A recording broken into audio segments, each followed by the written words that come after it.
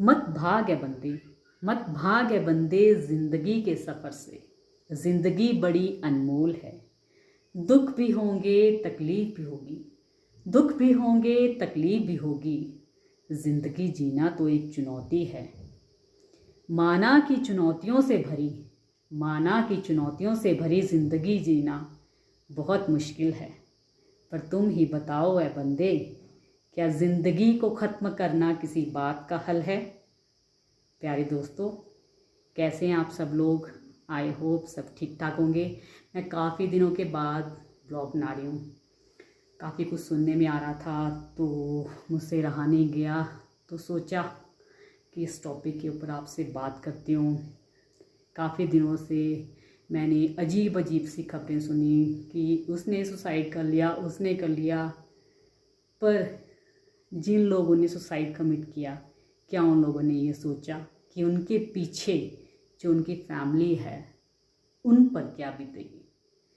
Friends, क्या अगर हमें कोई मुश्किल हो तो हमें उसका सलूशन ही ढूंढना चाहिए, डिस्कस करना चाहिए अपने फैमिली मेम्बर्स से, फ्रेंड्स से, कि हमें सुसाइड कमिट करना चाहिए? मुझे तो नहीं लगता सुसाइड कमिट करना किसी बात का सलूशन है।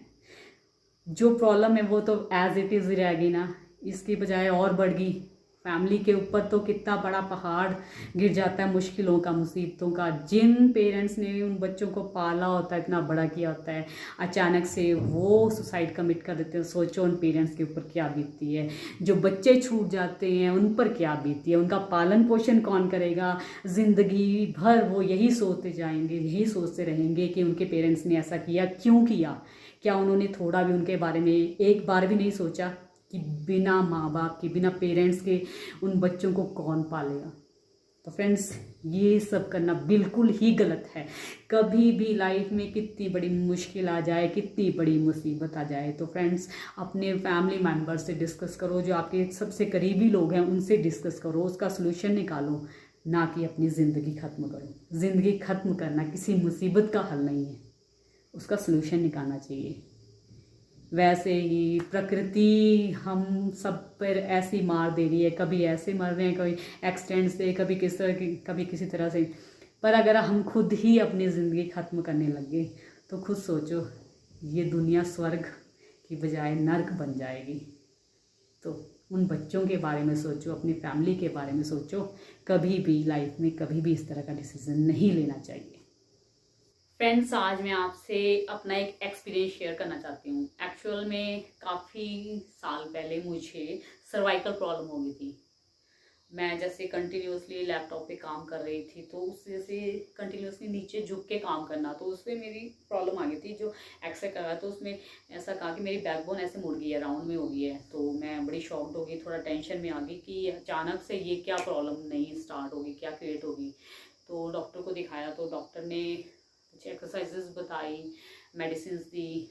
तो उन्होंने कहा कि आपको बस ये ऐसी लाइफ टाइम ही रहेगी प्रॉब्लम, ये मतलब कंप्लीटली तो ये ठीक नहीं होगी। फिर जो होते हैं, जो मालिश वगैरह करते हैं, उनके पास गए। उन्होंने काफ़ी वो झटका सा दिया गर्दन में, उससे ठीक हो गया। बट ये परमानेंट सोल्यूशन तो था नहीं, क्योंकि इससे ऐसा होता है कि बार बार बार बार जब भी आप झुकोगे, झुक के काम करोगे, तो वो प्रॉब्लम फिर स्टार्ट हो जाएगी। फिर अचानक से मेरे दिमाग में एक आइडिया आया। जैसे मतलब हम बेड पे सोते हैं, तो बेड का लेवल जो होता है अर्थ से काफ़ी डिस्टेंस होता है। तो उस डिस्टेंस की वजह से ग्रेविटेशनल जो फोर्स है वो हमारे मतलब नसों को खींच नहीं पाती है, क्योंकि ज़्यादा डिस्टेंस होता है। जब हम ज़मीन पे सोते हैं फ्रेंड्स, ज़मीन पे शायद आप लोगों का भी एक्सपीरियंस रहा होगा कभी। मुझे तो वैसे भी ज़मीन पे सोना बहुत ज़्यादा पसंद है बचपन से, अपने फ्रेंड्स के साथ, अपने जो रिलेटिव्स होते हैं, जैसे हम कज़न्स हैं उनके साथ। तो फ्रेंड्स वैसे ही इंजॉय करने के लिए, मतलब वो अपना बचपन इंजॉय करने के लिए मैं कई बार नीचे बिस्तर लगा के सोती हूँ, तो मुझे अच्छा लगता है। तो मुझे सर्वाइकल तो थी, पर जैसे मैंने सोना इस तरह से स्टार्ट किया, तो मैंने एक चीज़ नोटिस की कि मुझे जो पेन थी नेक में, सर्वाइकल की जो पेन थी, वो धीरे धीरे कम होने लगी। उससे काफ़ी रिलैक्स फील होता था मुझे। जब नीचे सोती थी बहुत ज़्यादा हल्का लगता था। तो फ्रेंड्स फिर मैंने सोचा कि ये रीज़न क्या है, इसके पीछे कोई तो रीज़न होगा जिस वजह से इस तरह का हो रहा है कि ये आज तक तो ऐसा हुआ नहीं, पिल्लो भी छोड़ दिया, सब कुछ छोड़ दिया, हर एक प्रिकॉशन ले रही थी मैं इसके लिए। तो मैंने काफ़ी सोचा इसके बारे में। फिर मैंने सोचा क्योंकि हमारी जो अर्थ होती है इसके पास मैग्नेटिक पावर होती है, इसके पास ग्रेविटेशनल फोर्स होती है। तो ग्रेविटेशनल फोर्स की वजह से आपको पता है कोई भी चीज़ हमेशा नीचे को खिंचती है। तो हम भी जैसे नीचे सोएंगे, जब ज़मीन पे सोएंगे, तो जो ग्रेविटेशनल फोर्स होती है वो हमारी नसों को प्रॉपर जो उनकी पोजीशन है वहीं पे ले आती है, हर चीज़ को वहीं पे प्रॉपर फिक्स कर देती है। तो मीन्स समझ लो कि अर्थ एक सबसे बड़ी मेडिसिन है। अगर हम ज़मीन पे सोएंगे, तभी बोलते हैं कि ज़मीन से लगे रहना चाहिए, ज़मीन पे सोते हैं तो हमारी सर्वाइकल प्रॉब्लम धीरे धीरे धीरे धीरे ख़त्म हो जाती है। तो फ्रेंड्स ये तो मेरा एक्सपीरियंस है, मुझे ऐसा लगा कि यही रीज़न है। ऐसे मैं श्योरिटी से नहीं बोल सकती, बट मैंने जो एक्सपीरियंस किया वो आपसे शेयर कर रही हूँ। अगर आपको भी ये प्रॉब्लम है तो आप भी ये सब ट्राई कीजिएगा, नुकसान तो कोई है नहीं, फ़ायदा हुआ तो वैसे, नहीं हुआ तो जो आप मेडिसिन ले रहे हैं वो तो कंटिन्यू है ही। But friends it will work, आप ट्राई ज़रूर करना। ये मेरा एक्सपीरियंस है, मैंने सोचा कि आपसे ज़रूर शेयर करूं, हो सकता है आप लोगों को भी इसका फ़ायदा मिले। तो फ्रेंड्स मैंने पिछली से पिछली वीडियो आई थिंक उसमें आपसे क्वेश्चन किया था कि बे ऑफ बंगाल एंड अरेबियन सी में कौन कौन से आइलैंड हैं। तो आज जैसे कि आप लोग क्वेश्चन का कभी आंसर देते नहीं हो, कोई कमेंट नहीं करते, तो वैसा ही है।